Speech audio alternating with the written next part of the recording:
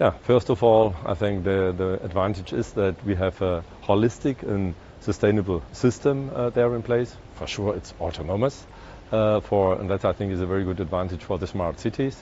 And then we have a system developed where we can use it for different requirements. We can swap the use cases for our urbanetic system. That means on one hand we can use it as a cargo system, on the other hand we can use it as a people mover.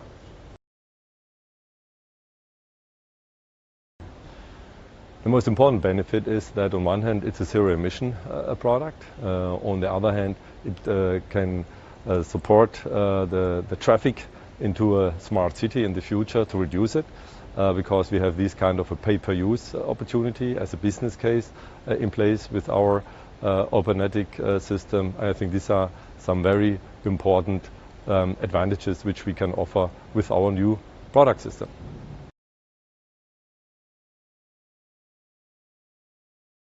On one hand, I think customers which we already have, these are parcel deliverers on the last mile, they can use it. On the other hand, it's for companies who move people from A to B. There are different opportunities. This, from my perspective, are the two most important customers who can really has a good use with our new autonomous urbanetic.